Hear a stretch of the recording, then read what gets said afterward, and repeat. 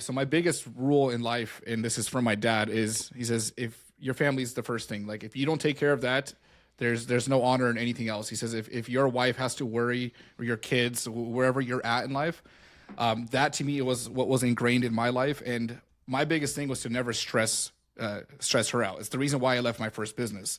And if that means putting on a suit and tie and, what do you call that 90s office worker with the fat tie and the mustard color t-shirt or button up that goes here, I'll do it. That's my number one priority.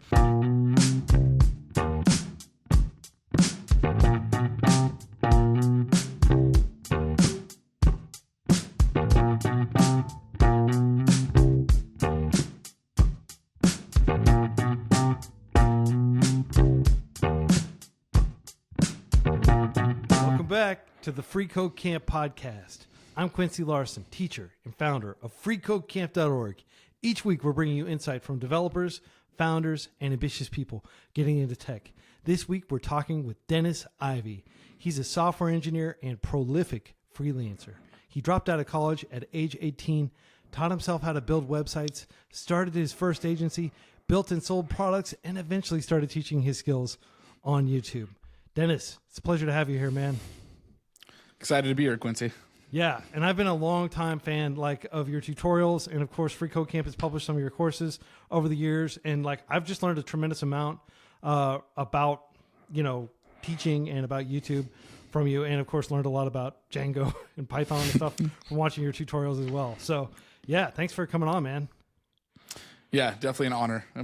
I saw your lineup and who you've had here before, so the fact that I'm even considered in that is exciting. I wouldn't have expected something like this 4 years ago when originally seeing Free Code Camp content, so it's pretty cool.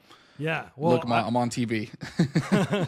Well, I will tell you, man, you have a very unique, scrappy story. If I had to describe your entree into the field of software development and working as a developer, consultant, essentially building projects for clients, it's been incredibly organic the way that you entered the field, and it is a very non-traditional path, and I think that it will resonate with a ton of people who are listening to this.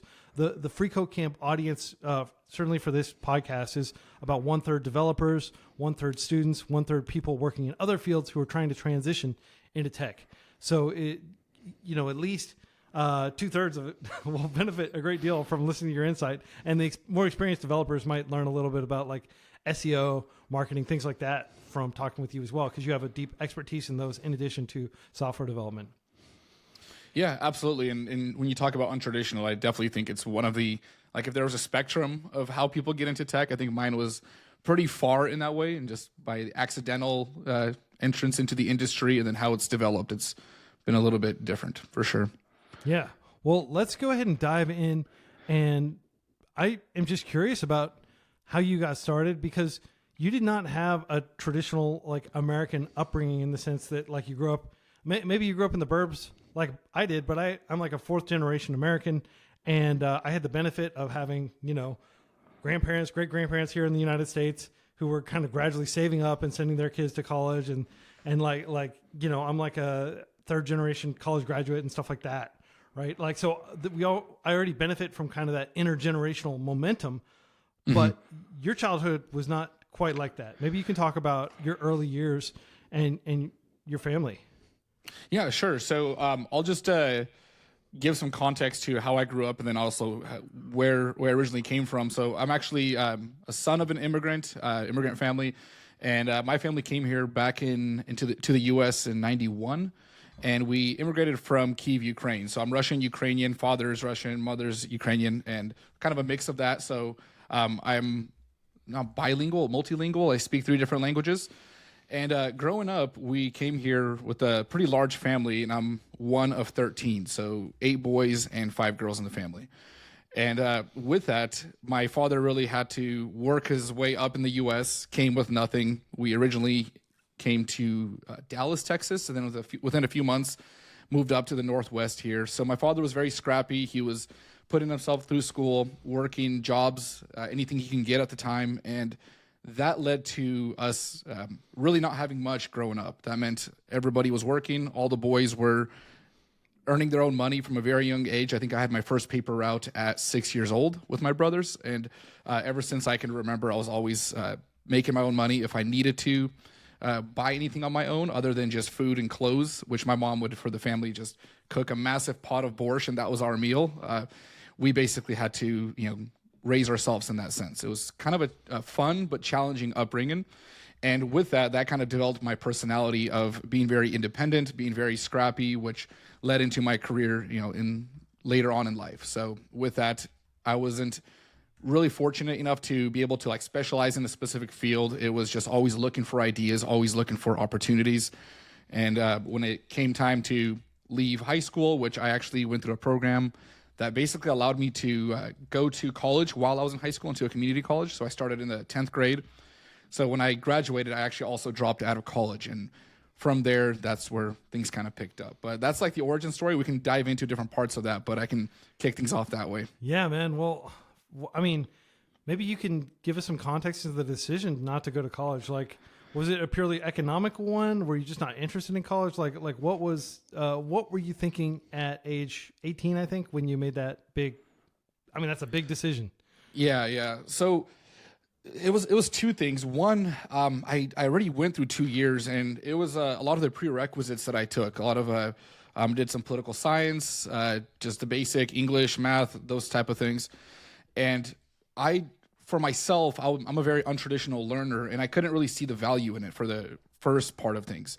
And it's not like I didn't see the value in college at all. It was more of the mix of that, but at the same time, I didn't have any money to continue. And the U.S. college is very expensive. There was no way my father was going to pay for my college tuition. Big family, he wasn't going to do it, nor could he do it.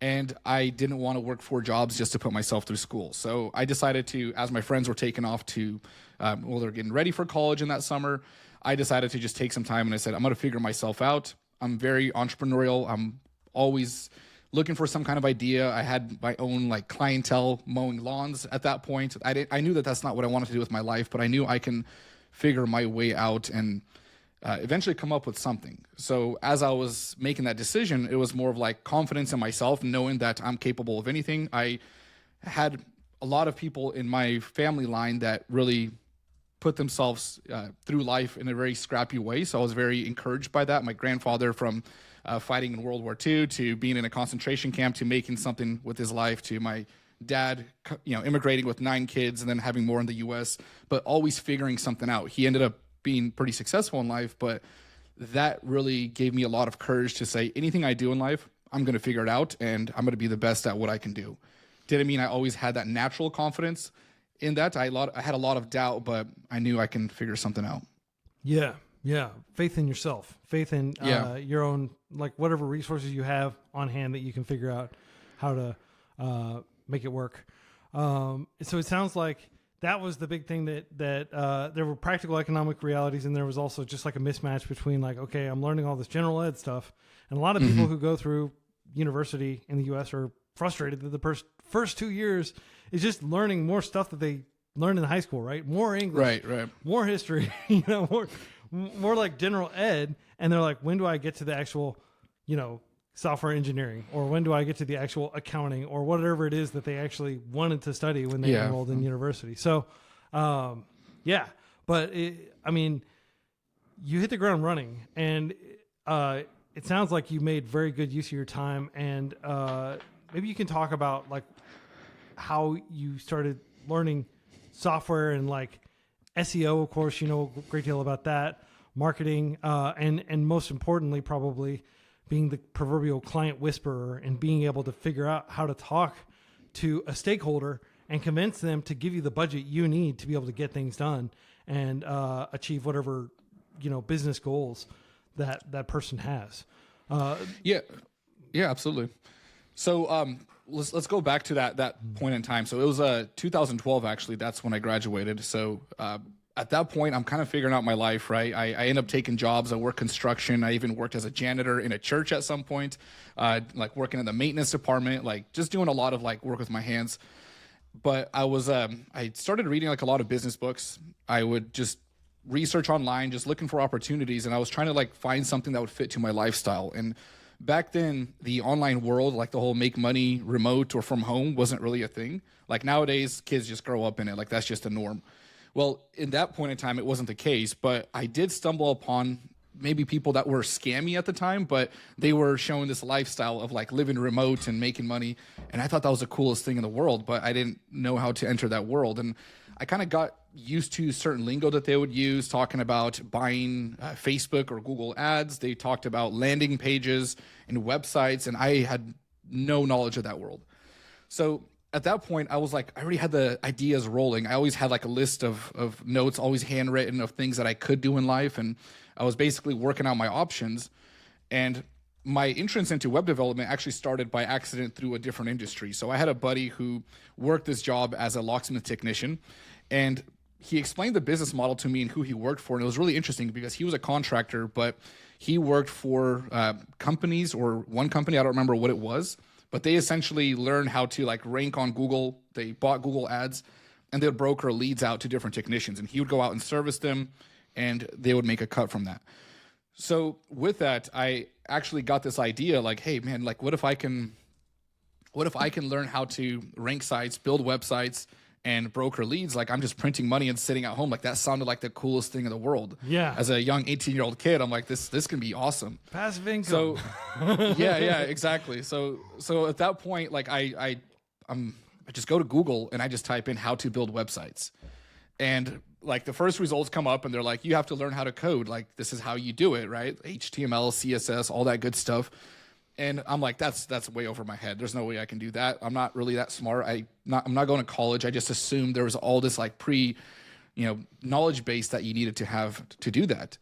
So I kind of skim over that. And luckily, before I stopped looking, I found these like low code website builders. There was like WordPress, there was Weebly, Squarespace at the time. And I tried those, but those were a little bit too difficult. And I ended up actually settling on one called Wix.com. Like the easiest one I can find, and it was like a drag and drop builder. And basically I just like found a template, like going through the default steps and what Wix had to offer. Like they kind of navigate you through building a website. And this is like 2012, so Wix is way oversimplified back then. Like it's apparently way more advanced than what it is now. And I was able to scrap together a site just by like adding copy. I made it like a locksmith looking website. So I made ourselves look like a legitimate business. And like I had the site going, and then I started learning about SEO because I couldn't get traffic to it. The phone calls weren't coming in, and I wasn't able to broker out those leads. So I learned about SEO. That took a long time. I learned about Google AdWords. Like as part of this book, there was something called The Art of SEO. I was reading like one of the earlier editions of it. And eventually I bought Google AdWords, and I actually landed like my first client by accident through a phone call that found our website. So really quickly, we scrapped together a business, got licensed. I ended up brokering out leads to my friend, and we ended up like at our peak within a few months, we were doing about 6 to 10, maybe 12 phone calls, like servicing anybody that had their house like door locked and they couldn't get in, or a car. And we were making like between $60 to $100, $120 a phone call. So we started making some money out of this, right? Okay, so back up. So you're just like chilling, and you get a phone call out of the blue, and it's somebody who found your website? Yeah, so what happens is I run my first Google ad on the search ad. Those are the ones that pop up like when you look up like I'm stuck, locksmith, my city name, right? And it took about 2 days for Google to approve my ad. So at that point, I'm like checking in daily, and it's still like pending in review. And I get a call, and this guy's frantic, and he's locked out of his car, and he's like, hey, I'm locked out. Like, do you guys, service this area? And I'm like, I didn't really know what the phone call was about. It just wasn't on my mind. So I'm like, oh, we're busy right now, but you should call these guys, like this other locksmith in the city. So I basically forwarded out to another company, and then I call my buddy up, and I'm like, we have customers. Like, we need to get going. So we kind of worked up our deal. But yeah, it happened like suddenly because of those Google ads. So a huge portion of the amount of money that is going to a locksmith, like I haven't been locked out of my house in a long time, but I have called a locksmith before, like maybe 10 years ago, and it was a lot of money.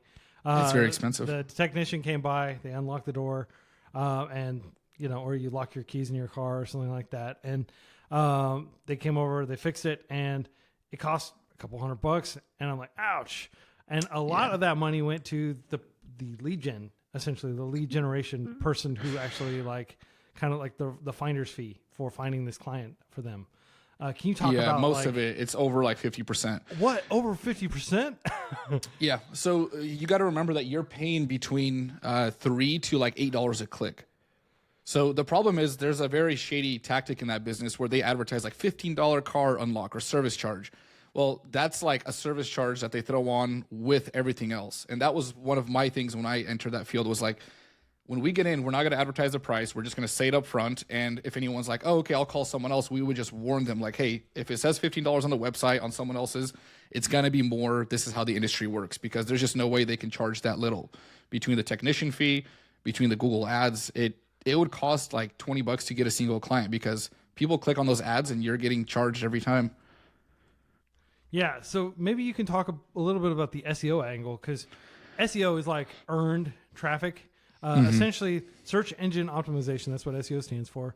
And FreeCodeCamp knows a lot about this because we're, like I made a point to learn about it at some point. And I was like, oh, I'm not going to touch that. It's like a kind of like a scammy thing. For a long time, I was just like, But then I think in like maybe 2018, 2019, so several years into FreeCodeCamp, I'm like, well, my friends keep telling me that we can get a lot of traffic this way, and we don't have an advertising budget because we're a tiny charity. And like, how can we get people to hear about us? Well, we're already writing all these tutorials and creating all these courses. We just need to like figure out how to like, use HTML the right way and like right. maybe slightly change how we make the headings, the titles and things like that, and like figure out. So I did kind of like a deep dive around SEO, and then we learned how to get a whole lot of people coming to FreeCodeCamp's publication and reading our tutorials through Google. And the same sort of stuff works on YouTube, of course. But right. You have learned probably way more than I have about SEO. So maybe you can talk about, like, first of all, it sounds like ads were a huge source of early, I guess, revenue, because there's a cost associated with that. You're paying like $20 to get a client, but then you are able to charge the Locksmith company like $60 or something like that. So you're netting like $40 or something like that. So your margin might be like 60% or something like that after you hand it over to the client. But if you can get people to just go directly to the website without having to click on an ad through like locations or, specific keywords or other techniques you can use, using social media, using all these other things, then essentially that's like organic traffic that you don't actually have to pay Google ad for Google AdWords. You don't have to pay Facebook. Google and Facebook are the big ones. There might be some other ones. Yeah. Yeah, so AdWords was actually like really the key to SEO for me, because for me it was a lot of reverse engineering with Google. The funny thing is I was literally reading the book and updating like meta tags on Wix and rewriting my content based on what the book said. And it was just like following steps. But it got to a point where I kind of figured out, like, just trying to think like Google. I was like, okay, why does Google reward a specific site? And I pinned it down to click-through rate and time on the website. Like, there's different factors. Google's always changing it. But I think if you stick to that, like you mentioned with FreeCodeCamp, we had all this content. It was about fixing things up. So outside of the basics, I pinned it down to, if we get clicks on Google ads, like, first of all, time on site was very important to us. I realized that was a key factor. Like, Google can track how long someone's on your site, but if no one's coming to my site, how do I get that time on site? So I realized if I get the click from the ad, then I can get time on site, which in return lifts up SEO, and it's like this cycle. So there was a lot of push in the beginning, but yes, once the organic SEO kicked in, that's when we really started making a lot more money as far as the profit margins, because I would always run the ads, and luckily for me, I was able to get the ads down to like 80 cents a click. I was able to really optimize those because Google rewards good ads as well. They're willing to sell you a click for $1 as opposed to your competitor for $8 if your click is more valuable. That's a very key thing, because Google doesn't want to just maximize profits. They're more interested in long-term profits. So understanding stuff like that really helped. And we can talk about that click in the bidding ratio later if you'd like. Yeah, absolutely. So I'm trying to think of a good analogy for this. I mean, there's this old saying that like you have to spend money to make money. And there's like this type of spacecraft. This is maybe really weird, but it's like theorized. It doesn't exist yet, but it could in theory work. Because you got all this interstellar hydrogen out there in space. And the idea is like, if you have enough hydrogen, like you can burn the hydrogen and then you can create more thrust. So if you just get the spacecraft going through space, it can just grab enough of these like atoms if it's traveling fast enough that it can actually burn and keep itself going, right? But how do you get the thruster going in the first place? Well, you have to actually burn some other kind of fuel to get it up there and get it in space and point it where you want it to go, and then you start going, and then eventually enough hydrogen is going in the intake at the front that it just becomes self-perpetuating, right? Maybe that's like not the simplest analogy. It's funny because that's actually a really good analogy. It's a nerdy analogy, but it's really good. Like, I don't know if everybody will get that. Like, that's like you made it the most technical you made it as technical as possible, but that's actually like perfect.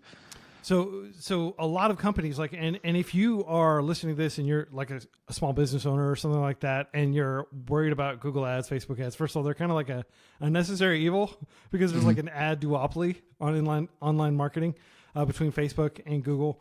The ads work. I've heard so many people, everybody says the ads do work.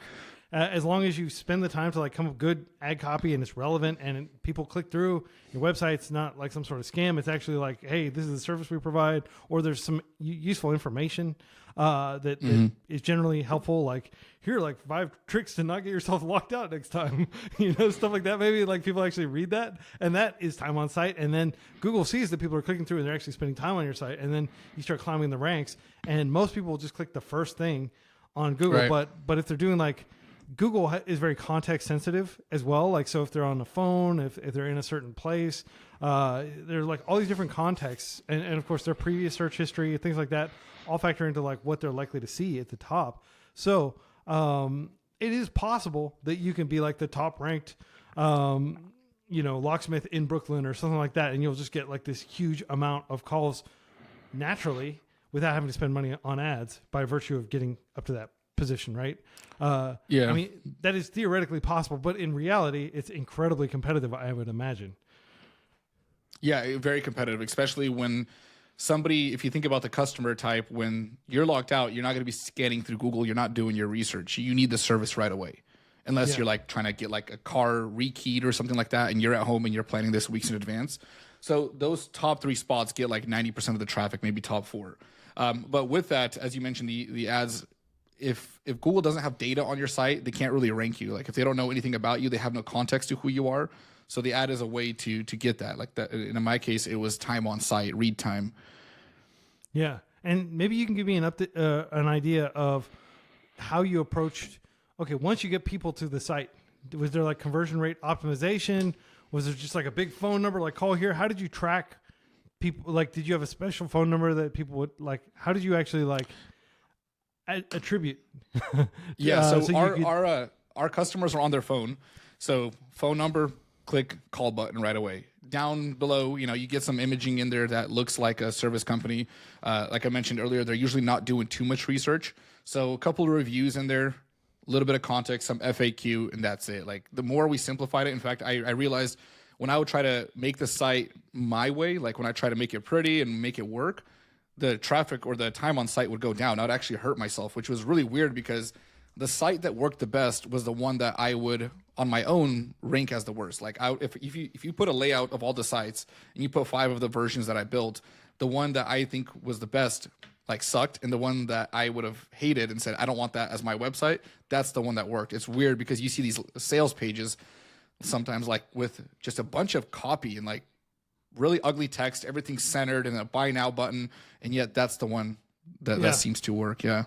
I mean, if you are tunnel vision, like the smartest person in the world, they get locked out and they're like late for a meeting or something, they just want the number to call, and they'll pay whatever price. There's a high inelasticity of demand. They just need to get into the door so that they can get on their meeting or something like that, or get into their car so they can get on to the next thing with their day. They don't want to be waiting around. Time is money, right? And so I could definitely imagine like even very intelligent people just like having tunnel vision and not being that different from the average person on the street in terms of how they would interact with the web page if they just need something real quick, right? Yeah. It was an easy industry to convert. Let's just put it that way. Like, people just call 5 numbers that they find, and they just find the one that can get there the fastest, as you said. Yeah. So maybe you can talk about like what happened from that point in your life? Like, so you said you're the janitor at a church.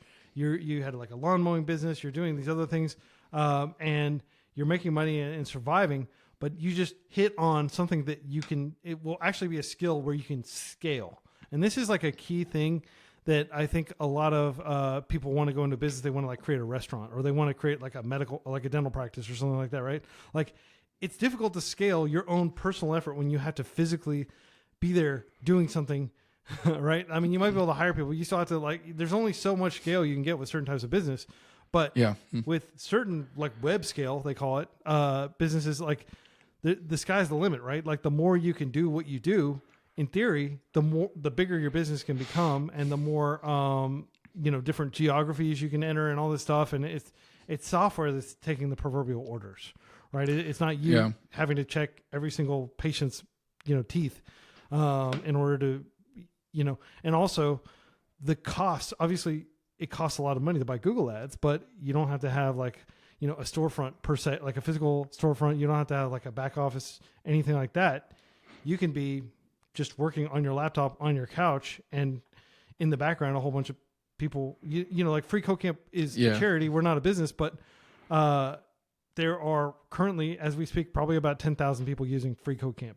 Right. And I'm here talking with you. I'm not thinking about like, oh no, I need to, this person just requested this. I need to get this for them. No, the software that we wrote is doing that, right? The software that the community maintains through the open source project and the 100+ servers around the world are all like handling those requests, and everything's working deterministically to the point that we have 4.9 uptime. We had 99.9. Yeah, I saw that. Congrats, by the way. That's impressive. Yeah. And again, we can work on new stuff like creating new courses, doing podcast interviews, things like that aren't, and then that software just gets there, it gradually gets improved and stuff like that. So systems over, if you're trying to keep it, I like that kind of business model. That was my vision at that point already. It was something that scales, something I don't have to physically be there at, and can, not turn off without me there. That's a big deal for me. Yeah. So take me back to that moment when you're like, hey, we can go into business. We've got clients, right? For Locksmith. Like, where did you go from there? Like, just walk me through in as much detail, because I love these kind of stories of like the revelation. Like, wow, this actually works. Eureka. Well, I had two options at this point. So first was to scale up the Locksmith business, because if I can broker out leads, why couldn't I do this in other cities? That was the first thought. But the second thought was, in a weird way, it's funny because you have to look at things that matter to you in life. And one of the things that I don't like to admit, but some sort of prestige did matter to me. Like, as far as like, if I'm meeting people at a cocktail party or something, I want to be able to be proud of who I am and what I do. And the locksmith thing didn't sound like a buzzword that I liked. So I decided to go option number 2, which was utilize this skill that I just learned and start selling web services. I mean, I wasn't even coding at this point. It was just Wix. But what happened is I had this success story, and instead of scaling up the locksmith business, I just went and started connecting with every business owner in the community. That meant going to Chamber of Commerce meetings, anywhere where there were people doing something, from your dentist to your construction business owner, plumber, anybody that would talk to me, lawyers, anybody. And I would tell them what I did with my locksmith business. I would share stats with them, and I would eventually get them on board as clients, whether they had a website and they weren't ranking at the moment. Like, I would do a lot of research so I knew who I was talking to. Or if they didn't have anything at all, I would just pitch them on these ideas. So I went the route of first freelancing, actually. And I ended up like pulling in clients to the point where really quickly, like within like 3 months, I think, I was at the point where I couldn't keep up as far as clientele go, because people like that success story. And when you can pull up on your phone and type in, on their phone, usually that's what I would do. I would say, pull out your phone and type in Locksmith and then the city name. My site would show up, and they're like, can you do that for me? Like, it was like selling, giving candy to a baby, I guess. So everybody wanted it. And my pricing was pretty cheap in the beginning, but pretty soon I was selling web development services, SEO, then eventually some digital marketing. But really quickly, I was 19 at this point. So like some time went by, because my birthday's in November. So like after the summer, I turned 19 pretty quick. I hire my brother, who's 17. He's still in high school. And I'm like, hey, like, Eric, I can teach you how to build some websites. You want to come work for me? And we just kind of scaled up from there, and basically had our entire city, buying web development services from me. So that's kind of how it scaled up. And at that point, there was like this natural evolution from customers wanting, basic sites to requesting features, because I did scale up in the customer model. So it was like the local coffee shop to then somebody trying to sell some kind of e-commerce product.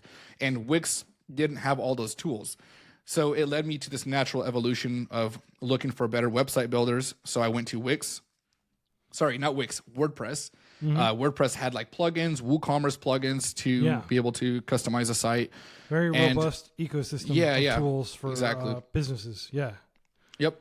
So I ended up learning WordPress. Like at this point, I had confidence now because I did something. Like when you get a little bit of confidence, it begets more confidence. So I taught myself WordPress, taught my brother WordPress, and then I taught my buddies, whoever I hired, how to also build in the same tech stack.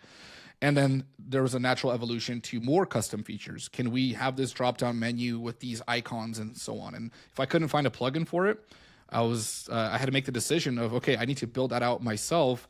So I started learning HTML and CSS. I bought the book by John Duckett, and I just read through the book, started building sites from scratch just to understand the concept, and then eventually went to modifying my WordPress themes. And during the day we would build, and at night I would have sessions. We had a whiteboard in the office, and I would sit down and I would code, and we put a projector in the office, and I would basically have sessions with everybody that worked with me, and I would teach them everything as we went along. And at that point, we were having so much fun with it that no one doubted themselves in their ability to learn, because it was beers and code at that point. It was just having fun and doing stuff like that. So we just saw it more as camaraderie and hanging out. And it was weird how I was able to bring people into tech without really them having the vision of tech. They just wanted to hang out.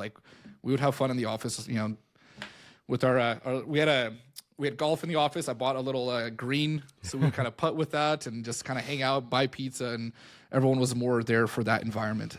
Beer, pizza, and golf. Very, very American kind of startup experience. Yep. And I just want to say that what you said about there wasn't this culture of oh, this is scary, this is technical, or oh, this is nerdy. I'm a business person. Why am I admiring myself with these technical details? The way you describe it, there was no fear, there was no judgment. It was just kind of hey, let's learn this stuff. Let's take this off the shelf. And it's this incredibly pragmatic approach to software development that I think isn't as common in the United States. That I definitely I've spent a lot of time trying to encourage people to learn to code and talk to people and just going to different universities and talking to students and trying to get them into it.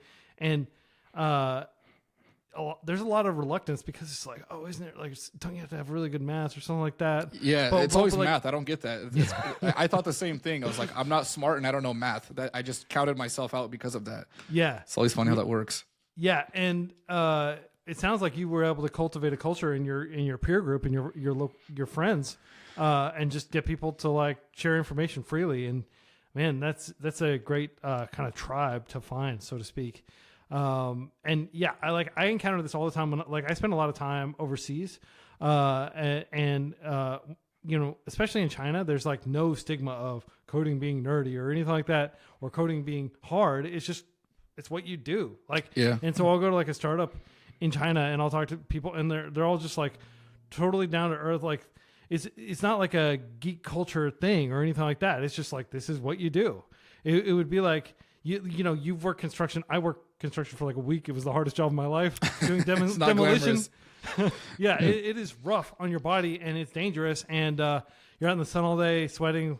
Certainly down here in the Southwest, Texas, Oklahoma area, it was absolutely miserable. And yet, nobody questioned oh, it was just people just went there and they did their job, and they didn't think too much about it. They didn't overthink it. But I feel with coding, a lot of people overthink it and they're yeah, but it's just a bunch of skills. It's just a bunch of tools. You just you would learn how to do carpentry or something like that and use those tools. You learn how to wield bash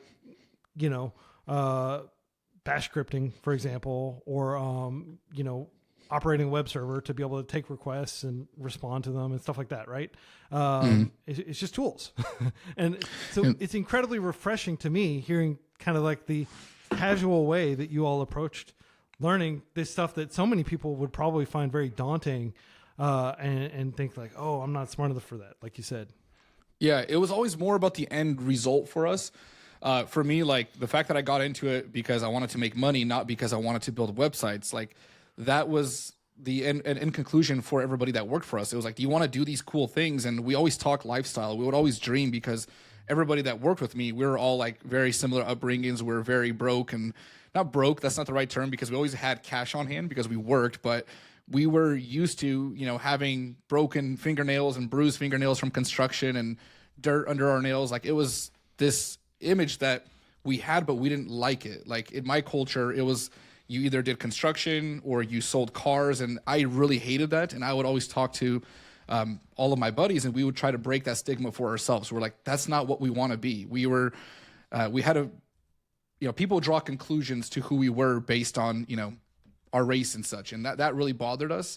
So we just really wanted to break out of that. So it was like, hey, we can go to work and not, be sweaty and smell, like the environment we're in. We can actually wear, a button-up shirt and be clean by the end of the day and not be exhausted, So when we sold that, when I guess I kind of sold that vision, we can travel, we can go out and get an Airbnb somewhere. Back then, I don't even think Airbnb was a thing. We would just rent on Craigslist. We would go out and just get a cot and hang out and work. And I would always draw that image. Like work doesn't have to be, this thing that you try to get away from. It was fun when we would all sit on our laptops and work on a project, at a beach house somewhere. So it was really that lifestyle that helped us. Yeah. Awesome, man. Well, you have gone on to do so many things, and I do want to touch on some of those things. But one of the things you were able to successfully do as you gained these skills and built up a cohort of other people who could help you with various, tasks and stuff, you kind of built like consultancies, right? Like you were going out and getting clients, and then you and your peer group would like build projects and you would manage these relationships with clients. Mm-hmm. And so it's basically like building your own agency model. Like a freelancer is kind of like an agency of one, but you went bigger than that. Can you talk about that? Yeah, so that was simply just scaling up. Like I said, I went from a freelancer by myself to a full agency, created a company name around it, had everything structured, company website, and so on. So we went up from there. The funny thing is that only lasted for about 2.5 years before I actually shut it down for a very specific reason. And it wasn't because of a failure. That was the interesting thing, because when I did close it down, I actually ended up having to offboard a lot of clientele that were disappointed that they couldn't work with us anymore. So there was like this weird abrupt ending that happened because of just life circumstances. And for me, that was just the age I was at and the fact that I got married very young as well. That kind of interrupted that. And then a certain business partner, which I don't like to get into too much detail. Yeah. That was a critical part. I had somebody who was much older than me. So I think he was like 32 at that point, and I was maybe like 20 within this time, maybe 21. And we had a situation where it just became very, how do I put this? They weren't very ethical with the business and what they were doing, and they really deviated our direction, which created like animosity between a lot of the core group and this specific person. And at that point, just the direction of life kind of shifted from, okay, I'm running this agency. It's very stressful. While it was fun, it was very stressful at that point. And I had developed also a interest in coding, like coding itself. Like at that point, I was very happy to be that nerdy person into the tech. That actually became very intriguing to me because I, at some point, got bored of building the same old website over and over again. Yeah. So I had to make this decision. Do I pursue my education or cap it out right here and just focus on the money? Or do I make this shift and kind of split up the company and go a different direction? So there was like a interesting evolution there. Yeah. I mean, you don't have to say this person's name or anything, but like I've talked to a lot of people. Like this is textbook like founder issues. There's an entire book called like the founder dilemma, I think. And I think I've heard of that. Yeah, I think you're and correct. it's all about like founder issues. Essentially, like they both share equity at the start, and one of them just stops getting things done and like kind of like rests on the other person's laurels, right? Yeah. And then you have the super motivated person who will stop at nothing, and then they look over and they realize that they're working like 10 times harder. And this other person has the same say, the same equity, all this stuff. And they realize they've made a big mistake. and that blows up so many companies. I mean, you hear about these stories, and the founders are always portrayed as like super cutthroat. They had to like, they had to concentrate power themselves, just like, like a Roman emperor or something, right? Like, but the reality is, and I always tell people this: don't have a co-founder if you can avoid it, and try to be like the boss of the organization, just so you have the ability, if there is somebody like on your team who is dragging things down, or like you need to have the ability to like get rid of that person. Like, what was the situation here? Were you able to just push them out if they were doing unethical stuff? Well, it got to the point, so like there was definitely legal stuff that they would do. Like I'm talking money missing from the account, and it became a regular thing. Wow. And it's like, okay, well, what's going on here? And then essentially, and I never took legal action, because to me I'm very much like, if you pull one over on me, I'm pretty easy to forgive, and I'll make sure to keep my distance from you, but then we're just done, and that's kind of it. Like I like to leave it at that. I don't like to drag myself into that. Yeah, and this person, like, I'm calling the cops, basically, right? Yeah. And this person was a friend from the past as well, somebody I knew through family history. So long story short, I basically, the irony was they were never in the office, and I called them up one day because they're always into some other venture.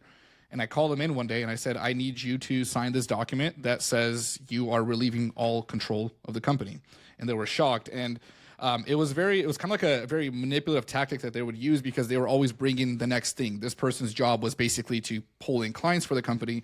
Yeah, I was the one pulling in all the clients. And when I brought that paper to them, it was like, well, I see why you're doing this, but I'm about to land the big client that's going to change everything. And I'm like, no. We've played this game long enough. It's like the abusive relationship where it's like, now I'm going to change. Now I'm going to, like, we're not doing that.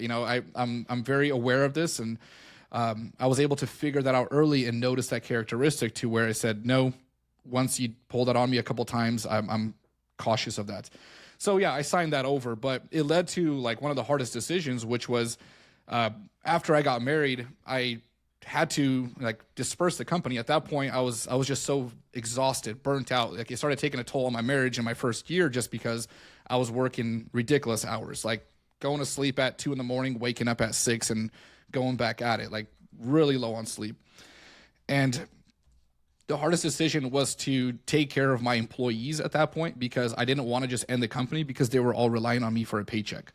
So it actually took me about a year to dissolve the entire company. It was calling up clients. It was telling my brother, hey, if you want to keep some of these clients for yourself, go ahead and do it. Some of these clients are really like high value. Like we had clients that would just basically pay us $4,000 a month on auto pay just because of ads that we're running. So we kind of divvied up clients. I made sure that some of my employees, whoever I could help out, I got them jobs before I canceled or closed the company, and then dissolved it from there. But that actually led into the next venture, which was me taking a step back. And I actually ended up keeping a few clients as a freelancer. And I actually got hired by one of my clients as a full-time employee. He didn't want me to dissolve the business, but he said, if you want to come work for me, let's just bring you on board. You'll just be my head of marketing, run our website, and run our Google ads for us. And that was like a transition. And I ended up doing that for basically like a year and a half before I picked up my next coding venture, because I'm always I can't sit still. So I always had to jump into something. And that's where I saw another opportunity. And that led into my website sale that we mentioned pre-interview here. Yeah, let's definitely talk about that. But first, I want to make the observation that you went from freelance and to running your own consultancy to becoming an employee at one of your clients. And a lot of people think that, isn't that kind of like backward? Don't you work at a company, then you leave and you branch out the other way? But I mean, it sounds like this worked out pretty well for you. And I mean, it was certainly appealing enough at the time for you to take that offer. Can we just maybe talk about that dynamic a little bit, and like misperceptions people may have about how freelancing works, and like the appeal of working for somebody, having a stable income, having a single employer that you're helping? Yeah. So first of all, it was an ego blow for sure. Like it was humbling coming in and answering to somebody, because from 18 to 21 till the time I got married, I was the one calling all the shots. Like no one really told me what to do as a kid, since 11 years old. Like my mom just made sure we were there in the morning. Like she didn't have time to look after us. So I had no one to answer to for such a long time. And now I'm in this position, which I didn't like, but I was humbled enough to just do it. And I did it because when I got married, I needed stability. And there was times when I would pay my employees and keep nothing for myself just to, get by, just to make sure that everyone else was taken care of. I took a lot of pride in making sure that no one was left out. So I did that for stability. But at this point, while I'm running this company, I did really good with Google AdWords, by the way. Like we went on a national level. This is a fuel testing laboratory, and we're competing with multi-million-dollar companies. And at the time that I came in there, the company was doing about $750 in revenue, basically selling like laboratory services. So like, how you can get your blood tested, you draw blood, you send it to a lab, they tell you what's going on. Yeah. Fuel has the same thing. Diesel fuel, like a lot of companies like AWS, for example, has a lot of servers, or Amazon does, and they have to test thousands of generators in these remote areas. And by law, they have to test them like, I think every year. Every gas station has to do quality checks on their fuel. So the laboratory's business model was simply testing that fuel. And between with what I was able to do in my web development services and Google AdWords, I put us on the map to where I think we brought the company to about 3 million within a 2-year time span from 750. Like it was not big numbers, but we definitely got out there because of what I was able to do between like the agency and what I personally did. But as I was working at the company, so I was already interested in coding, and I really missed it, actually. I really missed building sites because now I wasn't doing it as often. I was managing one website and then just a few clients. But I noticed that the company was, we had some, I guess, issues internally with the products that we were using, the software, and how we managed our lab samples. And at the time, my boss was actually looking for a developer or some kind of agency to build out a new system for the company. This is just lab management software. It takes in data and spits it out to the client. So I noticed a lot of inefficiency in this.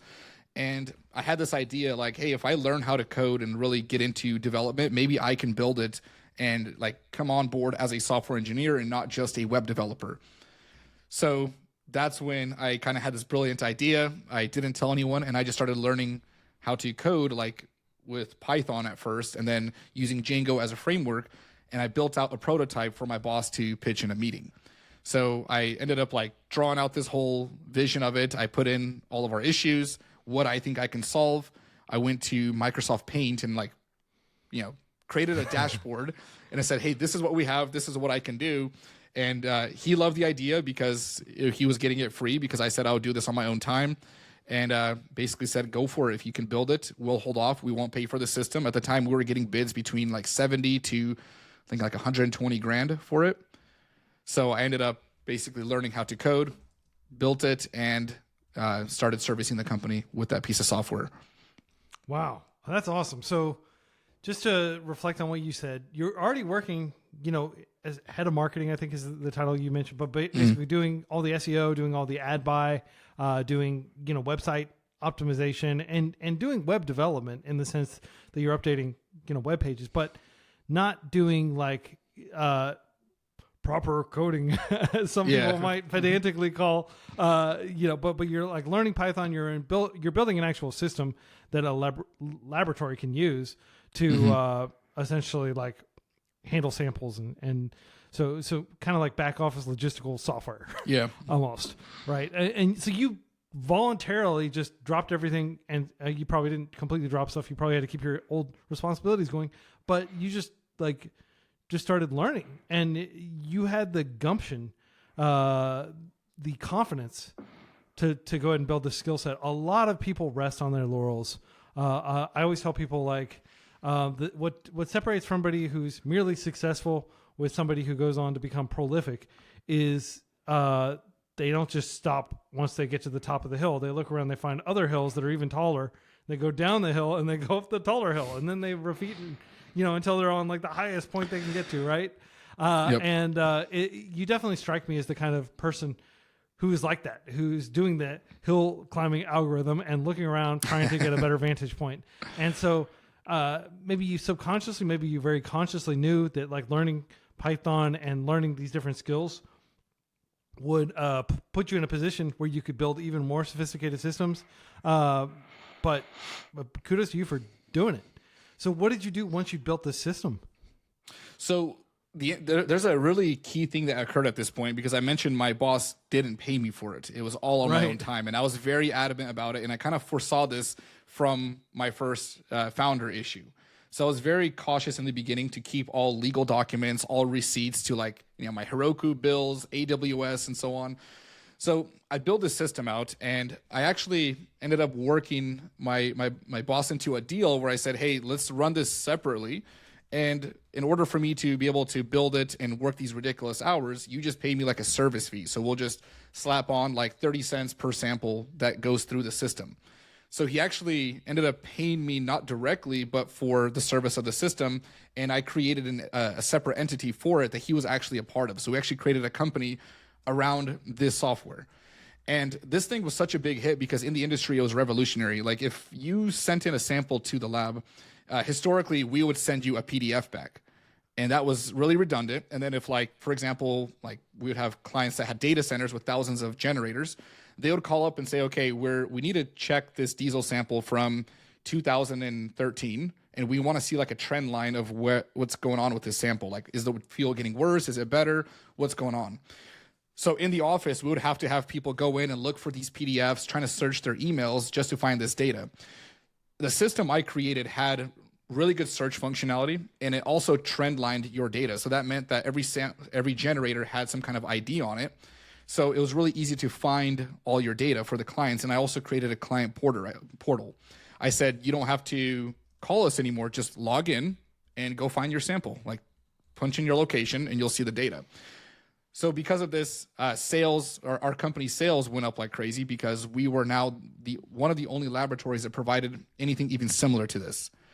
So it was kind of a big deal. So I basically serviced this for the next 2 years, and with the model of him paying a commission per sample. So I was making money on the side with that. It was kind of interesting. And there was a time where we basically had some disagreements in where we're going with the direction of the company. And we had to reach a conclusion of, hey, what do we do with the system? Because I decided it's my time to leave. I think at this point, I'm like 4 years into working for this lab. Yeah. 2 as just a web developer, and then 2 as a web developer, marketing, and maintainer of this software. And we get into this like legal battle where he's saying, hey, that's my system. I'm just going to take it.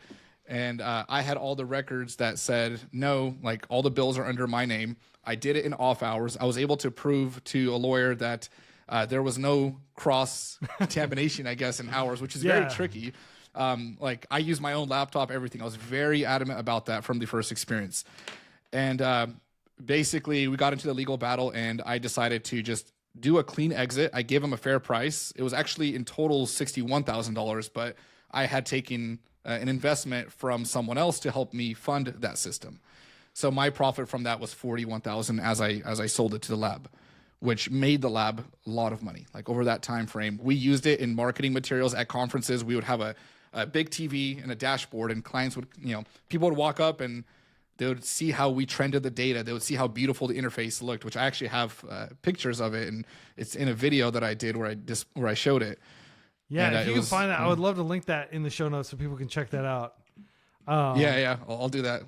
Yeah, but I want to first of all compliment you on being so forward thinking in terms of keeping all these records so that you could like kind of paper it, as they say, and like have all the documentation so that they wouldn't be able to, because a lot of employers, a lot of judges might just side with employers in this case, because usually that is probably the case. Usually the employee is not keeping sufficiently comprehensive records, but by completely, I guess, quarantining all the work you're doing and keeping it separate. I'm trying to think of a better word than that. But basically, you were able to just track all that stuff and have everything you needed to be able to to force them to the negotiation table so that you could actually properly sell the software that you developed. Because I mean, by default, it's going to be a work for hire. They're going to say, well, you're using company resources. So it's actually pretty remarkable that you had this much leverage at this point. It's funny because him not wanting to pay me upfront for the services was actually the thing that backfired on him, and him paying me per sample is where I had the legal power, because there was a record that showed he was paying me for the system through a different entity. So the second that first payment was made showed that it was separate from the company. Yeah, that was kind of like the thing that really pushed him out was basically lost the court case for him. We didn't officially go to court. We were able to do that through litigation on the side, but I had the upper hand because of that. The lawyer basically said, yeah, it's not worth pursuing this because he's going to win it. Or even if my boss were to win that case, there was leverage that I had that could have really damaged the business because of the keys that I held. Yeah, well, I mean, it sounds like it all worked out great for him anyway, because he's got this industry-leading software that you developed. He can bring in another Python developer to potentially maintain and extend the functionality. But if they're already using this as like a centerpiece of conference booths and all this other stuff, like, hey, use our tools because look, we've got all this stuff. Everybody else is just sending you PDFs, right? Like, I mean, it's really compelling. And here is one of the reasons why I'm so enthusiastic about the future of software development. People often I've talked with so many experienced software engineers on this channel, and it's extremely rare that I meet somebody who thinks that the number of developers is actually going to go down in the near term, like over the next 20 or 30 years, because there are so many industries and so many different companies within each of those industries that are doing things by like paper. I always tell people, don't try to, like, if you want steady income and you're looking for opportunity and you don't care about the industry being sexy or anything like that, there is so much opportunity. It is ridiculous. Any company you go to, you will find such inefficiencies, like people sending out PDFs and like by the hundreds of thousands. And this is all across the board. There are so many companies 10, 20 years behind that if you learn how to solve one of those issues, you're golden. It's about creating tools for that. It's not about creating the next Facebook or social app. Like, that's where everyone tends to want to go because that's what has all the buzz. But staying in the boring industries, it's ridiculous. Like, we're so behind in those areas, and there's so much opportunity. Yeah, and I mean, in the fuel testing industry, which I didn't even know was an industry, but it makes sense that there would be an industry there. I didn't know either. It's not like you brought some revolutionary like people weren't caring about like uptime. Probably they weren't caring about performance and how much RAM the Chrome tab was using or whatever. People probably weren't caring even like necessarily about like accessibility and like a lot of other considerations. Like a lot of the newer kind of like state of the art, you might very well have just been able to take tech from like 10 years before and still build this system that worked well enough. Like, that's exactly what I did. Yeah, that's exactly what it was. The funny thing is, this system was no different than just a CMS that plugged into their lab. Yeah, that's all it is. Like, very, very simple. And it's not revolutionary at all. It was just revolutionary to that. And the funny thing is about the end users is my biggest issue actually came in from Internet Explorer users, because the type of user of our system was usually a little bit older, and they were working in some kind of basement in a warehouse somewhere, or like in some kind of data center, and they were not very tech savvy. It was more of your blue collar type of worker that got some kind of call from some legal agency that says, hey, are you up to your requirements? And they don't know what to do. So they don't really understand this stuff, and they just need to tap in and see this portal.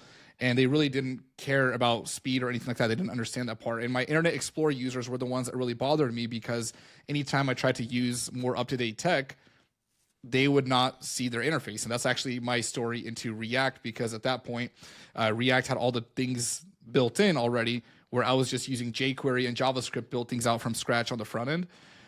Certain things like template literals meant that an Internet Explorer user couldn't render out data because Internet Explorer didn't know what that was. Yeah. Like, there was browser compatibility issues. So when Internet Explorer died, I was very happy. Yeah, I mean, like to kind of summarize your pragmatism toward like, okay, let's just get these tools that work well enough. I mean, even the most primordial of software development tools are going to be, generations ahead of phone calls between different people in different offices with file cabinets and stuff like that, right? At the end of the day, like I think a lot of people make technology for technology's sake, but technology is not the thing. It's the thing that gets you to the thing. And that thing is usually, some sort of human conversation or like some compliance with some law or some, whatever the practical thing that you're trying to accomplish is. And I think people often get like lost in, a whole bunch of like latest and greatest technology, and they discount their ability to affect change with just some, cursory Python skills and like a relational database. Yeah, I mean, Peter Levels using raw PHP, not even Laravel and jQuery. Yeah. I mean, it's funny. The reaction on Twitter was crazy about that, but I admire it because he's just getting an end result and he doesn't care how he gets there. Yeah. And there's certain times where you have to optimize for 200 milliseconds, and there's times where it doesn't matter. And in his case, if that doesn't affect his clientele, it works. There might be some security flaws in it, but I think that's always going to be an issue. Yeah, absolutely. I mean, you could probably he's a solo dev who's like maintaining all these different apps. He runs like Nomad's List and Remote OK, and like a lot of these popular tools that are designed, built, run by a single, creator. Peter Levels. Also, by the way, he was on a recent podcast, the Lex Friedman podcast, and he recommended FreeCodeCamp. Oh, really? For learning the code, yeah. I only got I saw the clip that went viral on Twitter, and then I think I'm like an hour into it, maybe a little bit less. I listen in the gym, so when I'm running or working out, that's when I get my podcast time in. So I need to catch up on that. That's really cool, exciting. Same here. It was just like a quick comment, like recommend, like FreeCodeCamp's good, but it's cool to know that like somebody that practical still finds value in our charity, in our community. Anyway, let's talk a little bit more about like practical lessons. I've got a ton of questions for you, but I just want to like fully ride through your story up to here. You're only 30 years old. I mean, it's amazing how much you've accomplished in this amount of time. I didn't even start learning to code until I was 30. I think it was like 31 or something when I got my first developer job. So, so you've already ridden this very crazy curve. Also getting married very young, 21. I got married when I was 25, I think. So I was still young too. Yeah. Yeah. But like it changes your priorities, right? Like, do you have any kids? First on the way, actually. We're expecting in 2 months. So end of October. Pretty excited. Congratulations. And hoping everything goes smoothly for you and mom. Yeah. So you get out of this situation. You got, $41,000 in addition to like all the other money you probably saved up from just being some savings, careful entrepreneur, right? Cash is your lifeblood, right? Like I think most entrepreneurs have this reflex to just save as much as possible because they can roll that into their next venture, right? But what was the next venture? So you finish this. Where do you go from there? So this is right before COVID. It's 2019 when I make this exit, and I had a few decisions to make. And I talked to my wife. So my biggest rule in life, and this is from my dad, is he says, if your family is the first thing, like if you don't take care of that, there's no honor in anything else. He says, if your wife has to worry, or your kids, wherever you're at in life, that to me was what was ingrained in my life. And my biggest thing was to never stress her out. It's the reason why I left my first business. And if that means putting on a suit and tie and, what do you call that 90s office worker with the fat tie and the mustard color t-shirt or button up that goes here, I'll do it. That's my number one priority. So I consult with her and I said, hey, I could go take another developer job. Like I have this resume now built up that people will hire me for this. I don't really want to go back to freelancing. I'm a little bit traumatized by that and I'm exhausted.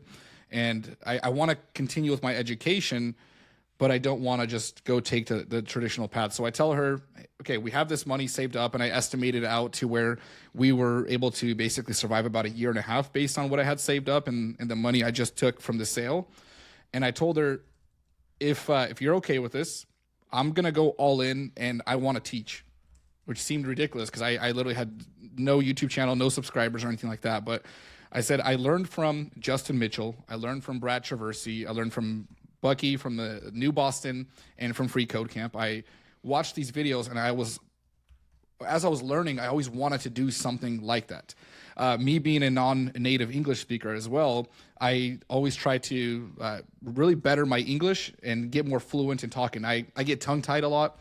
That goes to the fact that I didn't speak English till I was 5, and growing up in a large family, you kind of your voice gets really bullied down in a way by your brothers. Like when I try to speak up, it's like if you don't catch someone's attention right away, your brothers will just overtalk, and basically overshadow you. And I wanted to do something that challenged this fear of mine of speaking, but I also wanted to learn technology more, and I wanted to get out there.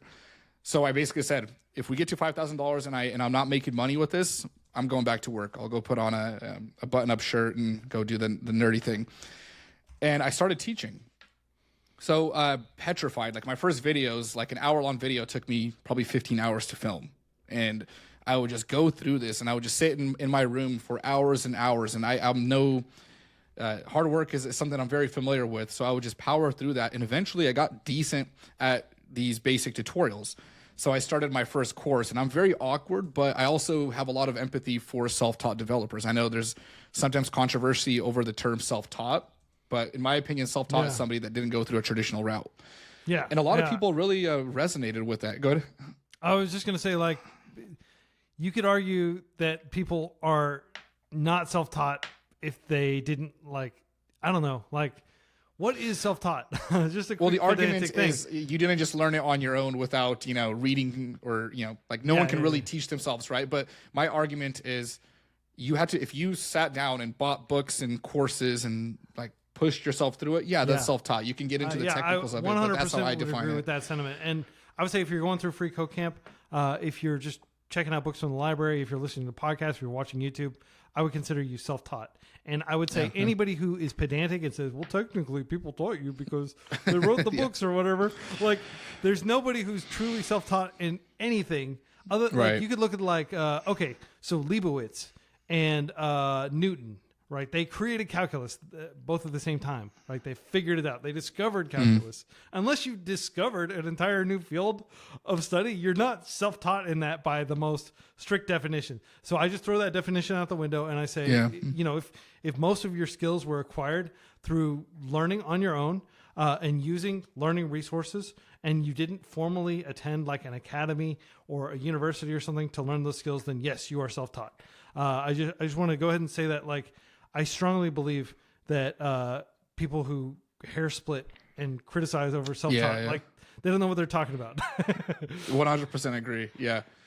So with anybody like that, though, I had a lot of empathy for that because I know what it's like to feel like an idiot when you turn on a YouTube video and someone's saying these acronyms. They're talking about all these things that you just kind of, your eyes glaze over. And I know what it was like to find a video like that, and then to find someone like Bucky Roberts that like tells jokes as he's teaching. He tells you these side stories. He keeps things very short, and he assumes you know nothing, and literally points the cursor to everything he's doing. This is why this is happening. And it seems silly to some people because it's like talking down, but someone like me needed that.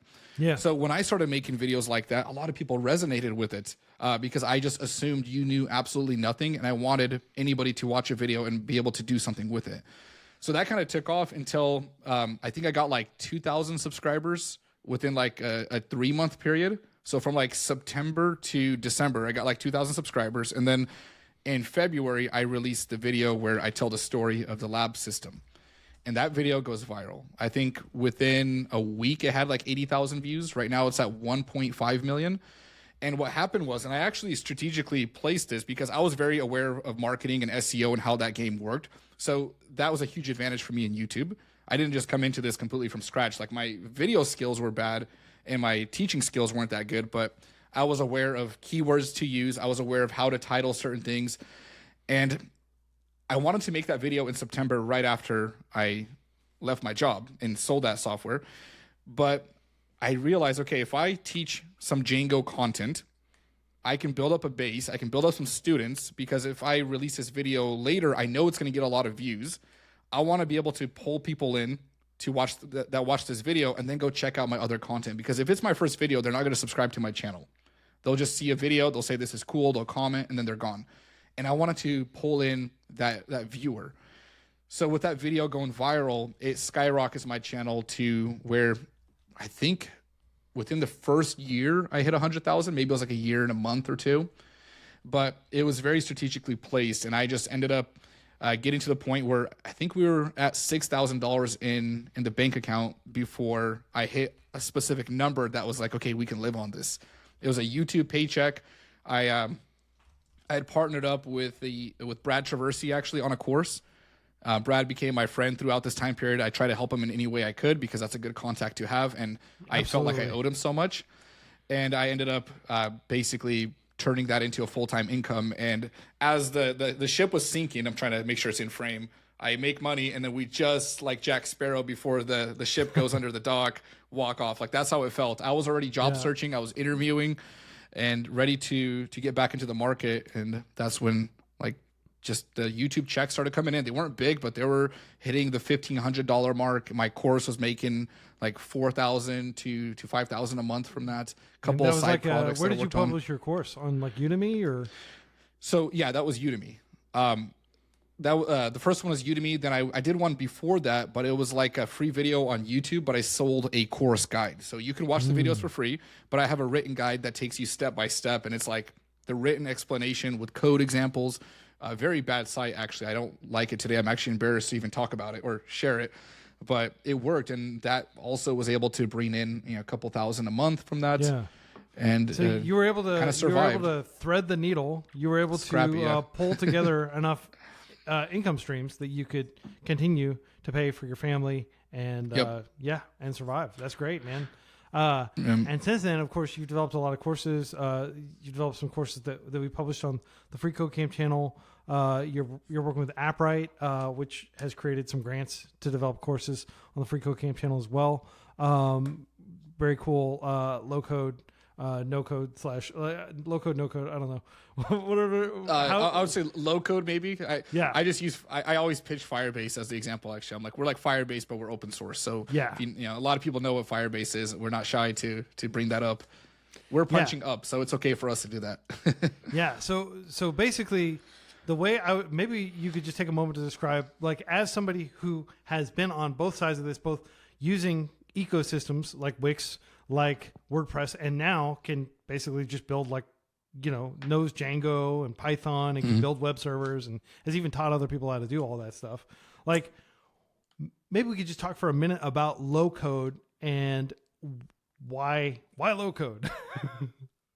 Like why I went back there, or why you should use it in some sense. Why should you use it? And because I know a lot of experienced devs who use low code tools. It's just there's a time save, but maybe you can... Efficiency. That's what I would say. It's all about efficiency. It's about getting a product to market. Personally, for me, I like building backends actually. So it's kind of funny that I went to AppWrite, and there was a reason why I did that. But for me, is if you're a solo developer, let's say you're really good with Next.js and React, and that's your stack, and you have some templates that you work with. Maybe you have a UI library that you like. When it comes to building a full product, you usually need parts of the full stack. And if you're building this by yourself, you have a few options. You can either learn how to work with some kind of backend, whether that's with Laravel, Django, whatever your preference in technology is, or you can hire somebody to do that, or you can go to a low-code tool and a backend as a service. So you don't have to learn all these things. So for me, it's simply efficiency. It's about getting it done. Scalability.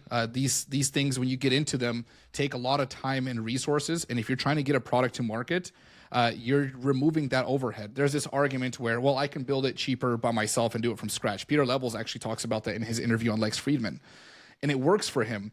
But I would rather pay $15 here, $20 there for some kind of server, maybe a little bit more for a database. If that can save me thousands in the long run. If I have to hire a developer that I have to pay thousands to, but only pay a couple of dollars per service here and there, it's much more worth it for me. Therefore, I have more capabilities to be flexible when I need to, because I can control all aspects of it, and I can make pivots much faster. So it's all about making my MVPs or simply scaling. I'm very okay with relying on these resources. I'm not like there's a Auth0, for example, as a service. I've heard people make the argument, well, you don't own all your own user data. Well, you can own it in other ways, but I don't know. I'm not really concerned about that. To me, that saves headache. Yeah. And I would much rather trust them in certain areas than to get a phone call knowing we had a breach in some area and then all of a sudden I'm liable for something. We use it. And I think like don't roll your own authentication. Yes, there are some great Node.js authentication libraries. If you misconfigured them, it's your butt, right? Like Auth0, like one of the reasons people pay them is don't get hacked. Have world-class security and never let anybody hack you. And that's one of the reasons they're like this big company, and that everybody uses them, right? Go. I was going to say very quickly about Peter Levels. He does use low-code tools. Like I think he's used low-code tools in the past as well. And I think he talks about that a little bit on that podcast, which I will link to. It's a 4-hour long. If you thought my interviews were long, wait till you listen to Lex Friedman's interviews. Well, it's funny because everybody has a line they draw. I've heard people make the argument, no, I like to build my own. I'm going to roll my own auth, and I like to understand all the code. But yet they're using a framework, and then I'll ask them, well, where do you deploy? Oh, I use Heroku and Vercel or something like that. Yeah. I'm like, well, so you're using a tool like that. You're not building a server out in your garage. Peter Levels uses Stripe. That's a low-code tool. He's not building all his own payments out. He's not writing or getting checks mailed to him or connecting to banks by himself. He's using a tool that's there. So we all already do it at some level in one way or another. I've never met a developer that writes everything from scratch without a framework and doesn't use some kind of provider in one way or another, whether that's for file storage. I've never met a developer who doesn't use those tools, who gets a lot done. Because they're fundamental constraints to what you can actually accomplish as a single person. And, like there might be Fortune 500 companies. Like I would venture that even a lot of Fortune 500 companies use Stripe, like even if you're Amazon, do you really want to be creating like, credit card processing software and like dealing with all that, overhead and all the security considerations, the privacy considerations? I don't think most companies do want to do that. So yes, I think you really hit the nail on the head when you said that there's a line that every developer has a line somewhere, but there's always a line somewhere where you're just like, okay, I'm not going to, write my own payment infrastructure, or I'm not going to write my own cloud. I'm going to build my own cloud, right? You can absolutely do that. You can absolutely do that, but that's generally the domain for people that have massive teams at their disposal, massive budgets, who could potentially like actually get like infrastructure in a data center somewhere. And then you're kind of like offloading the data center management. Like, do you build your own data centers, right? Like there becomes like a practical kind of barrier that I think, the world is incredibly complex. There's so many things to consider. And, so low code tools, like we use them all the time at FreeCodeCamp. We use tons of, different services as a charity, by the way. We get access to a lot of these tools for free. Like I think we get Cloudflare for free. We get Auth0 for free. We get some small amount of Amazon credits. It's not as generous as I would like. If anybody from Amazon is listening to this and wants to give us a bunch of credits, it certainly help. DigitalOcean's pretty good about giving credits and things like that. But yeah, like these developer tools are out there for a reason. Use them. It would be my advice. Yeah. And don't be like thinking that you're not a real developer because you didn't roll your own XYZ. That's funny because sometimes that's the case. Like for me, I remember, first of all, I like building backends, but I remember people recommending Firebase to me. And at that point, I'm like, well, I came from the low code world and I put all this time into learning what I want to know now. Why do I want to take a step back? Like it almost felt like I was going back into that world where I'm proud to be able to write my own code. So there was kind of like that barrier for me. And really quickly, I learned to put that ego aside because there's plenty of areas where I can write my own code now. And just those tools allow me to focus on my specialties as opposed to that. But that I've seen that as a barrier for some people where they just simply don't like to admit that these tools can help them. Yeah. Well, I want to fire a whole bunch of rapid fire questions. I've got like this list of like 20 questions. First of all, early in your career, I love this. When I learned this about you, people would call you Google Boy. Yeah. What's the story behind that? So there was this one client that I had. It was actually a friend. He he was one of the original founders, I think, in WebMD, and he was an older gentleman who was very successful. And he would, I met him in my city, and he would just like to hang out in our office because he loved the energy of being around a bunch of young kids doing something. And he always had these ideas that he was bringing to me, and he'd always ask me for advice. And he just referred to me as Google Boy because he loved the energy. And I feel like sometimes there's people that will hang out just because of that. As I mentioned, we had a lot of fun in our office. So he simply had a lot of questions around that and I guess liked the idea. So that kind of took off, and he would mention that to people. So he would bring me into a meeting, and there'd be like, 4 older gentlemen. For me, it was much older than me, but in their like 50s, 60s. And he would just introduce me. This is my Google Boy whiz kid, and he actually ended up investing in one of my ventures. But he would always just introduce me that way, and it was pretty cool. I was proud of that because I went from my history to now having any form of reference to Google, which was a cool thing. Yeah, and I'm curious how you go about like doing SEO research. Like, let's say hypothetically, you got a new project, and I'm not asking you to disclose proprietary information. You're not even really doing SEO that much these days. It seems like you're mostly developing courses. Mm-hmm. But let's say hypothetically you had a client. We'll call it Ben's Plasma Donation Center or something like that. Blood donation center. Can we use something more practical? Oh, okay. Yeah, I'm kidding. Yeah, coffee shop. Yeah, okay, coffee shop. All right, very very simple. Okay, everybody. I don't even know how to do SEO for right? plasma donations. Okay, so I think most people actually don't donate plasma because they have to like pull the blood out of your arm and run it through all these machines and put it back into you. I think people get paid for that, and I don't think it's like something you do unless you really need the money. Mm-hmm. But blood donation, maybe a blood donation center is more what I was thinking. Yeah, okay. So there we go. But let's do that instead of the coffee shop because I think the coffee shop is kind of a generic example. Okay, so good. I want to get people to come and donate their blood, especially people that have like positive is it O negative that can be the universal donor? I'm not sure actually. Okay. Sorry. We're not gonna attempt to recount like science class from like high school here. But basically you want to get people in some geographic area to come and donate blood. So like, let's say hypothetically, I was hanging out with my brother and my brother donates a lot of blood. He's donated like literal gallons of blood over the past, I think he's done like 60 blood donations. He does it every month. And I'm like, man, I want to do that. I haven't donated blood in years, right? Just because I'm busy. And so I started searching around trying to find a blood donation center nearby me and that was reputable and was not going to like gouge hospitals on it and where the blood was actually going to get used and stuff like that. And they weren't going to give me like infections from drawing my blood and stuff like that. So like, let's say hypothetically you had a client that was a blood bank. Like, how would you go about like doing that? We're going to do a quick clinic. Sure. Yeah. So the first thing I'm doing is I'm looking up the keywords that I would look up to find it. I try not to let the market influence me right away. I just try to punch in those keywords, and I like to see what the competition is like, what's going on out there, and I scour their sites.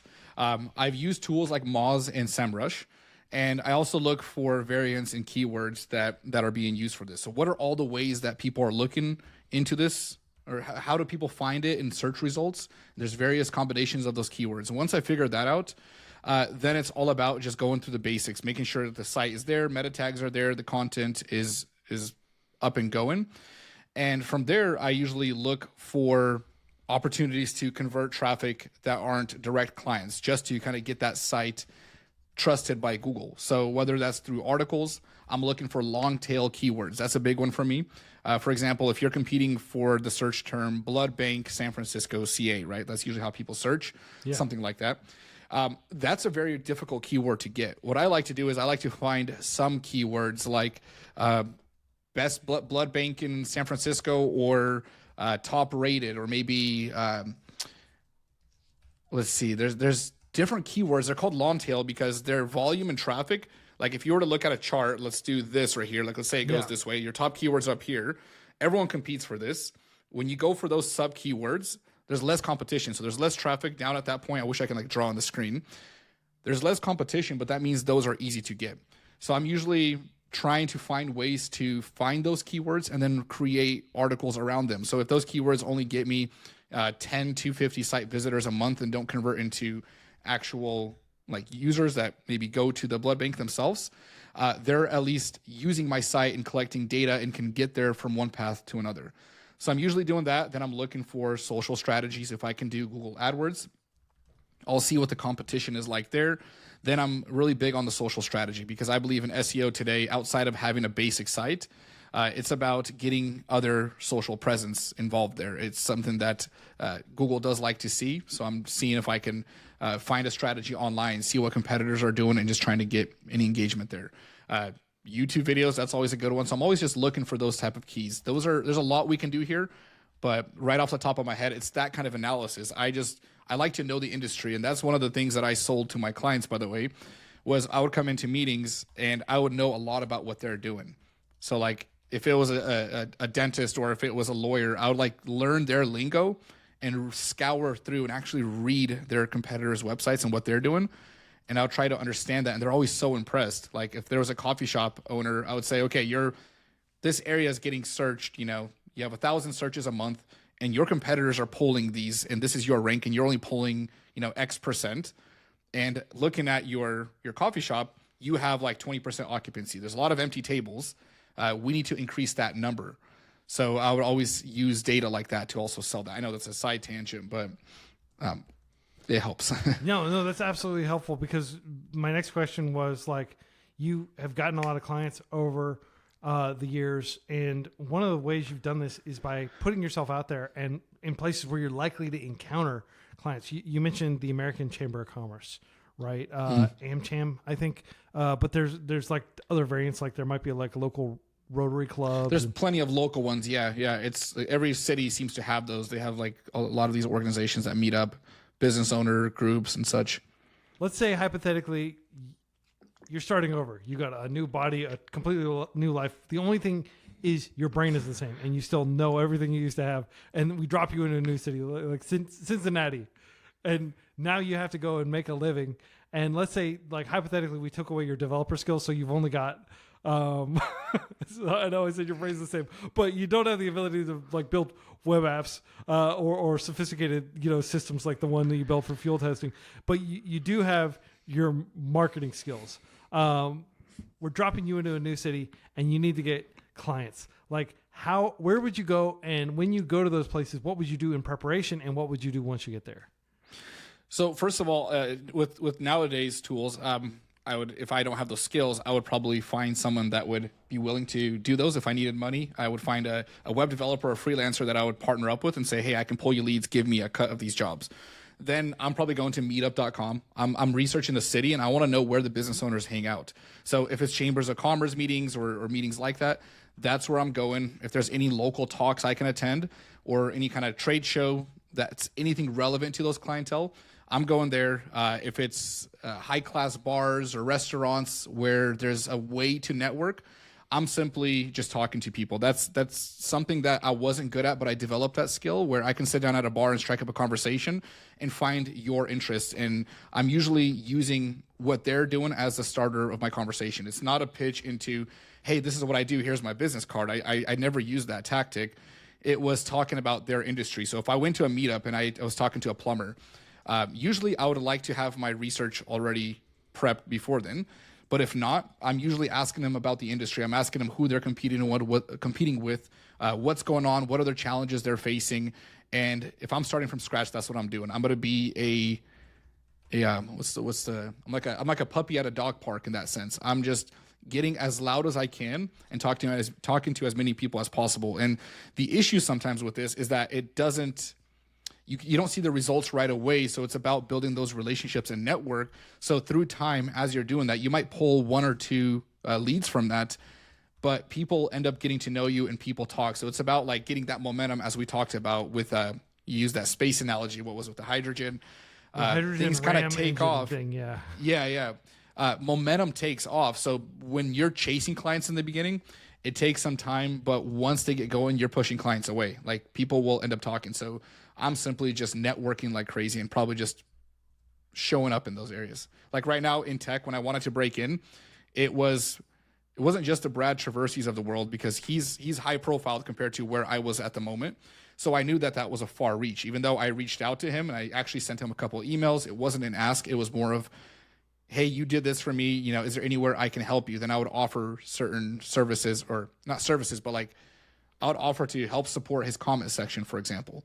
So I'd provide something there, but it was networking with anybody in the local tech community. I would go to meetups here whenever I could, even though I should have done that more often. But it's putting your ear to the ground and knowing the industry as well.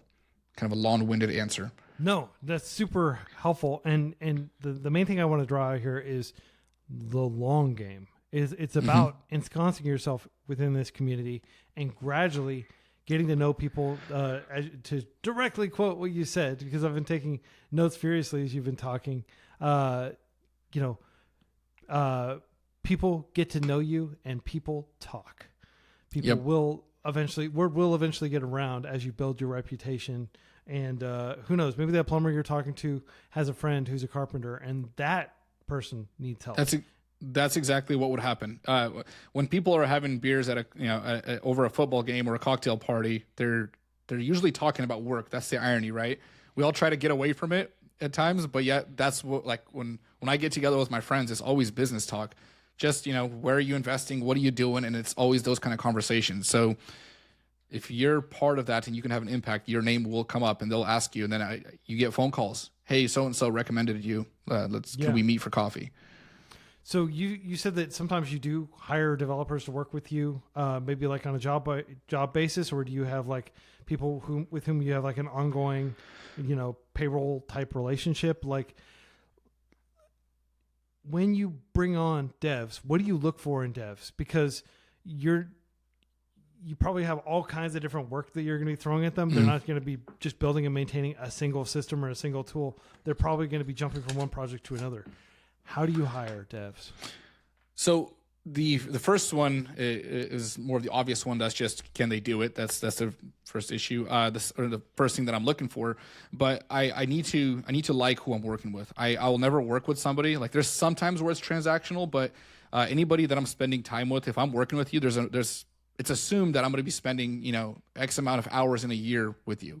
And I want to enjoy that time. I want to really care about you. I want to know who you are. I want to know your family. Like one of my developers that I contract a lot of work to, he's getting married, and he's invited me to his wedding. Like this is somebody across the world from me, and I genuinely care about him. And that to me is a key part of that, because that builds trust. I would trust him with my life, actually, in this specific person. But yeah. I like to make sure that there's a good, not just a gut feeling, because that can be misguided sometimes.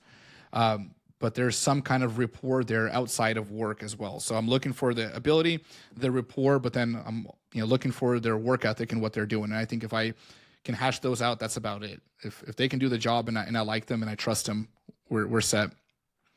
Awesome. And I want to talk about like learning to code a little bit, because you're somebody who taught themselves to learn to code, and you did this. What years were you like actively like learning? Not like, obviously there were two stages. There was like learning web development in general, and then there was like learning properly building software systems. It was 2016 or 17, I believe, September. Like I can actually go back to my notes. I was a very avid, not note taker, but I was very avid about documenting my time and like to the hour. So I can go back to my notes. I think it was August of 2017 is when I started learning Visual Basic. Like that sounds hilarious, but I thought like I didn't know what language to start learning, and I just went with Visual Basic because I like Excel. Started that, and then right around September is when I started learning Python. I think it was 2017 actually. Yeah. So, about how much money do you think you spent in total on like books and courses and things like that? In total, since then, maybe $2,000 or $1,500 to $2,000. Yeah. It's a rough estimate. I think I'm going a little bit higher, but the books I bought were always expensive. Like these, we have Eloquent JavaScript. Like this is a $60 book. And, systems design interview here that I'm reading as well, pitching these books. I don't know, maybe like I've bought maybe 50 of them over the years, like around that rate, maybe a little bit less. Maybe $2,000. I'm trying to do the math. Yeah, real but quick, I mean, $2,000. I would venture to say that like a lot of people listening to this who want to learn to code, like they might be able to cobble together, $1,500, $2,000 to learn to code. And that's for like physical books and things like that. Like in theory, like knowing what you know today, like if you had to go back, do you think you could learn to code for free? Yeah. So let me correct that answer, by the way. Not correct it. Let me update a few things. In the beginning, in order for me to build that system and learn how to code, I paid about $50 for HTML and CSS by John Duckett. And then I bought Python Crash Course, which was also about $50. I think in order to actually learn the base knowledge base is probably under $300. Like the books I'm buying now is simply me furthering my learning. So if you're talking about someone starting from scratch, you need to scrap a lot less together than I did. Yeah. I didn't buy any Udemy courses till way later in my career. That was just simply to pick up another technology to do it faster because maybe the content is better, but it was very little on actual education. In terms of learning to code, like you said something that I thought was really profound in one of the interviews I listened to. You said, never blame the code. I forgot where I said that one, but I do remember saying that. Yeah. What does that mean? I get a lot of emails and comments. People get very frustrated in their process, and they will lash out at what's going on at the from the instructor's perspective. You didn't explain this right, or I'm stuck here. What's going on? And anytime I am able to jump in and help, and I don't always do that because that's not my obligation after I put together a 10-hour video.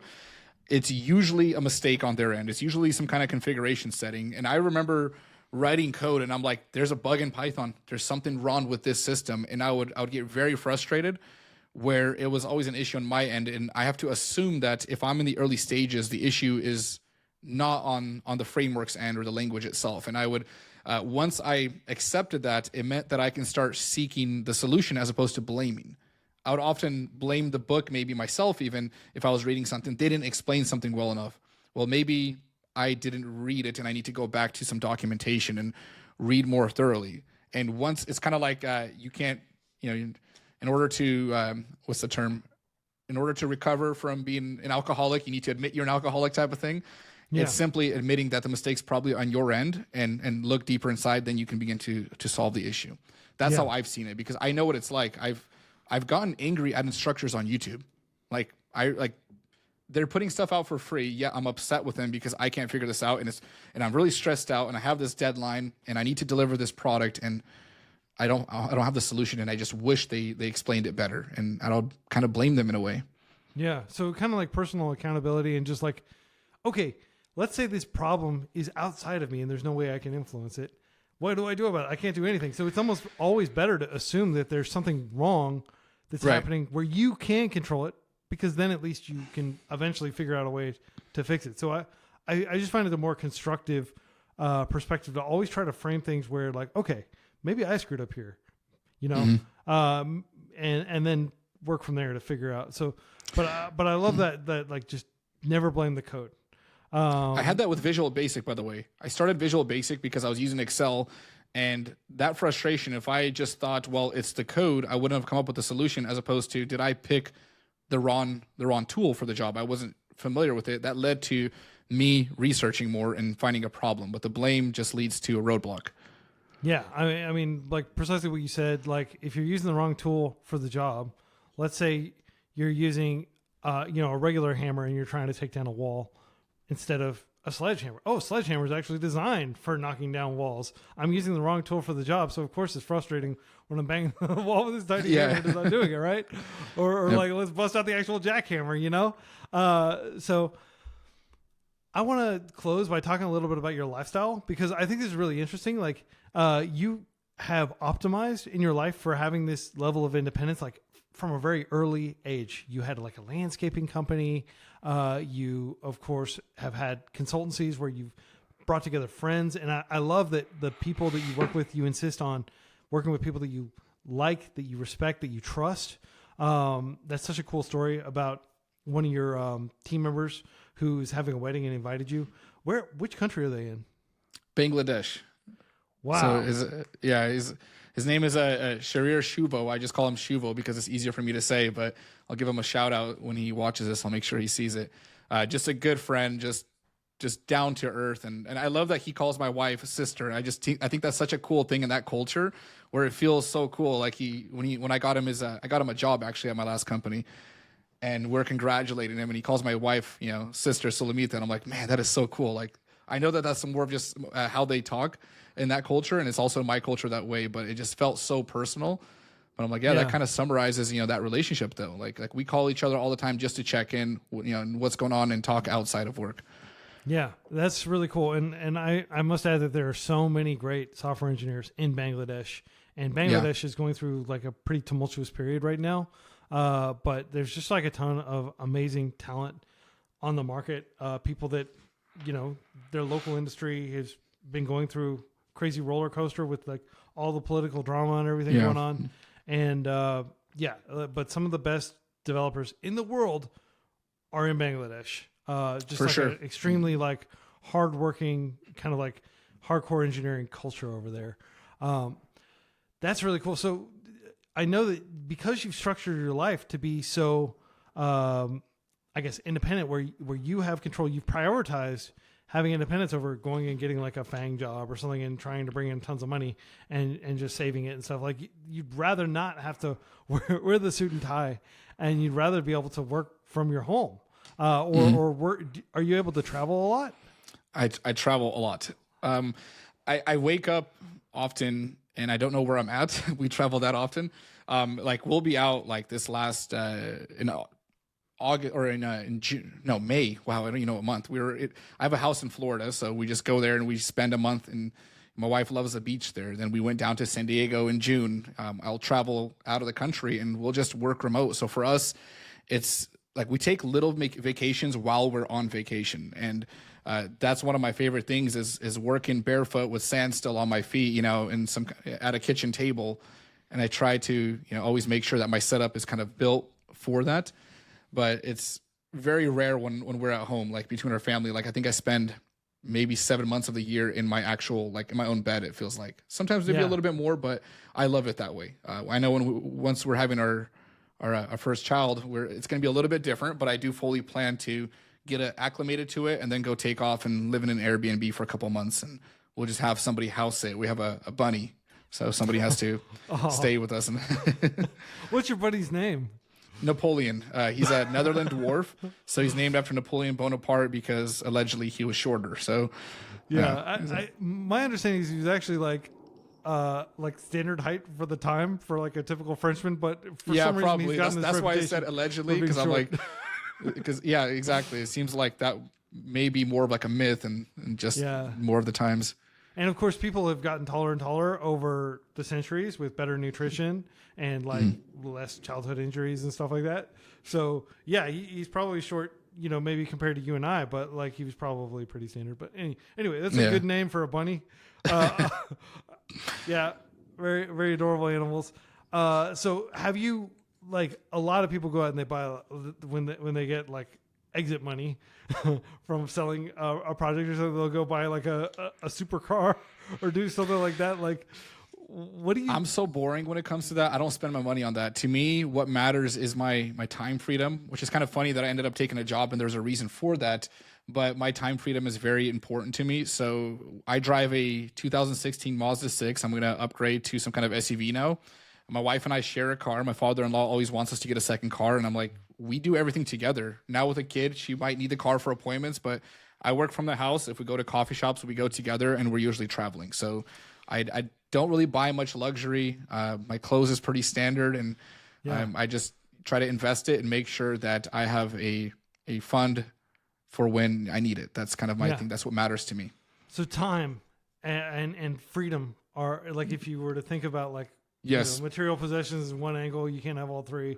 You probably have lots of friends. I certainly do from like, high school who have bought, like, they have expensive, nice things and they're working really hard to be able to earn those, and they have less time and they have less freedom as a result of, because the higher paying jobs. Yeah. They take jobs that they don't like because of that. I took less money because of, I was able to get a job that I really liked and also take less money because I wanted certain flexibility. Like there was offers that I've gotten that would have more than doubled my pay, but that's not what's interesting to me. And that's much more important to me. And if I lose sleep over anything, it's the protection of my family. Like that's what matters to me.